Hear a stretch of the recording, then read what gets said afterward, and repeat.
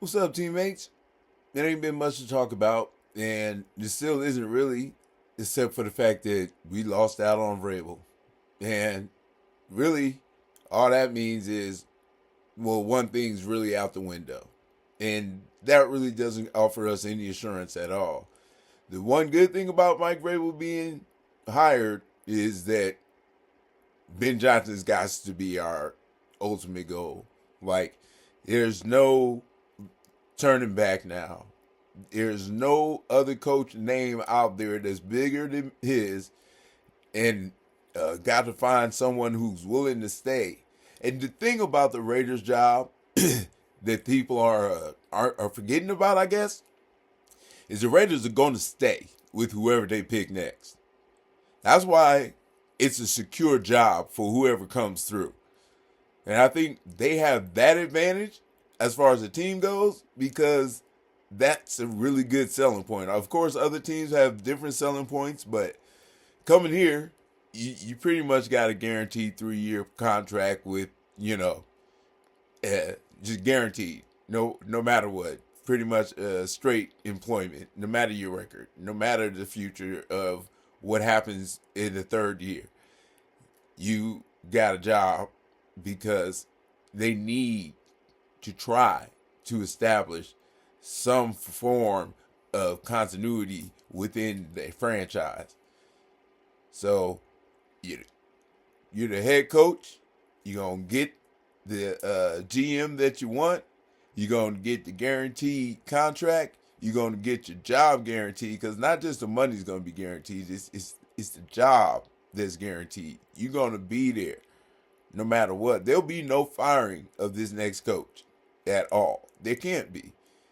And everybody knows that. That's why they know they got to get it right. And getting it right means getting Ben because he's the biggest name out there. He's the hot one right now. No one's going to accept anything less than him.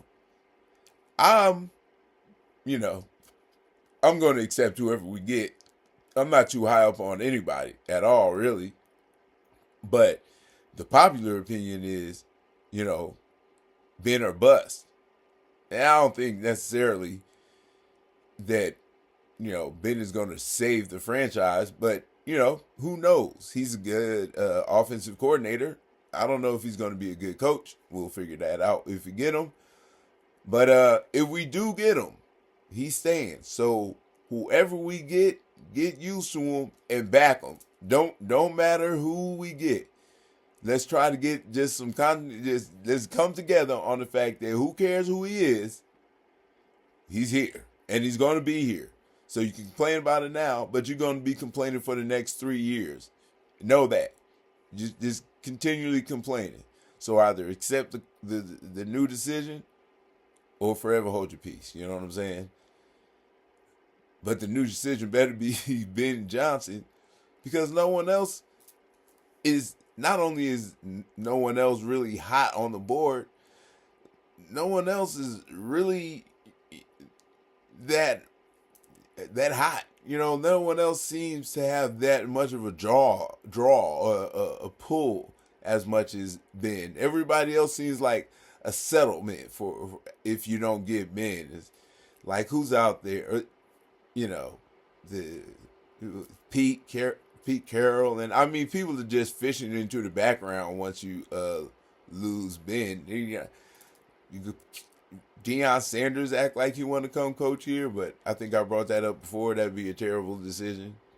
I love Deion Sanders, but having him coach our team would be just a really, really bad decision. We need somebody who has experience. Who is that? I don't know.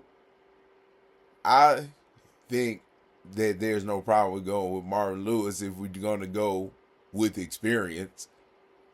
I would rather just stay in the building. You know what I mean? Everybody else has, a certain opinion about the way they think they should go as far as, you know, how they should hire and who they should hire as far as a head coach.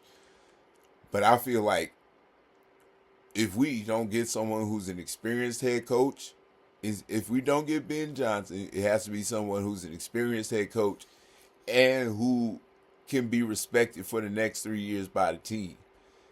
And I don't think fishing for old folks to come back is necessarily going to work.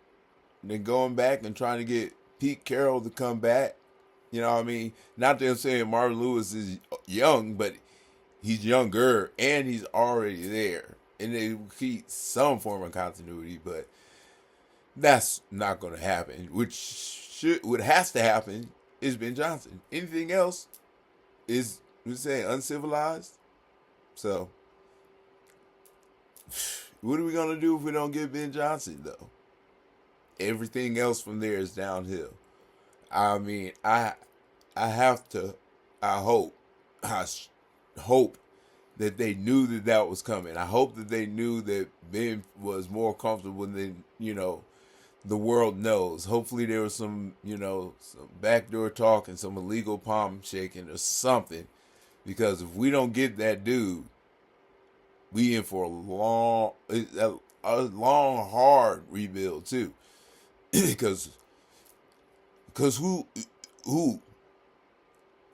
I don't know who. Outside of that, we got to find someone who's experienced, someone who knows how to build from nothing to something, someone who can relate to the players, someone who's going to be able to keep the team going while he's trying to keep himself going in the middle of being an expansion team.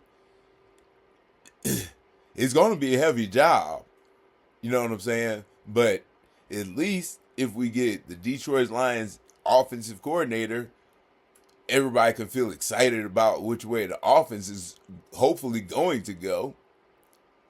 So that's also another big benefit and another big reason why we have to land Ben, because if we don't, the players may question who it is that we do land. I mean, we got so many young rookies. You think Pete Carroll is really going to be able to relate? You think Pete Carroll is really going to present that much victory? And Pete Carroll doesn't call the offense. He doesn't call the defense. He's just a motivator. Coach is the same as Antonio Pierce. So the one thing about Pete Carroll is he knows how to let his offensive coordinators be the offensive coordinators. He lets his defense coordinators be defense coordinators. But he's not going to work as far as, I don't feel that he's going to work as far as trying to make him be the coach to save the franchise. We got to get someone young. We can't even go chase John Gruden. I mean, we can, but what does that bring to us? Nothing brings us any stability like the offensive coordinator from Detroit Lions. And I want him to see if he would try to work with Aiden. I mean, they're going to give him another quarterback, of course. But still, he'll have Aiden. We'll see maybe he can do something with that. I mean, Jared Goff is pretty much the same damn quarterback as Aiden O'Connell. I mean, I'm sure he sees that. But, Jared Goff came from a kind of similar situation. Jared Goff was dissed at his team. They said, no more of this. And they were like, you really want to try? All right, Detroit, you can have him. Give us your dude. And the rest is history.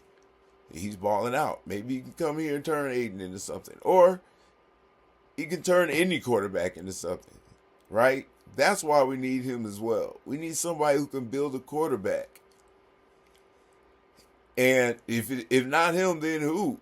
I mean, if at least we need an offensive coordinator that can do it. And I don't, and maybe he'll bring his offensive coordinator with him, someone he knows already. I mean, of course he's going to if Ben gets a job, but who and where and how? And how long are we supposed to wait? Well, we know we have to at least wait until the Detroit Lions lose. So what are we going to do until then? Sit and hope.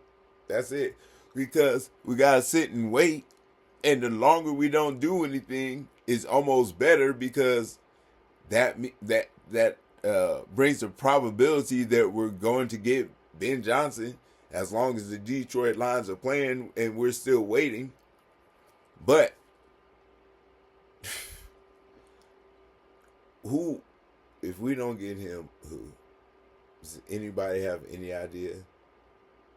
Like, there's names being thrown around from Pete Carroll to Deion Sanders. Mike Vrabel's off the list now. Some people brought up John Gruden. I mean, people just calling anything and anyone. And I hope that that's not the case. I hope that they're not just interviewing after interview, hoping that they can land somebody. I hope we got a plan. I hope the plan is already in effect. I hope they had the plan going before we fired everybody. Whatever, man. You know what? But the silver lining is, the longer we wait, the longer the Detroit Lions are playing, the more probable it is that we're going to get Ben Johnson as our head coach. Hopefully. Hopefully. Damn, hopefully. All right, well, sorry.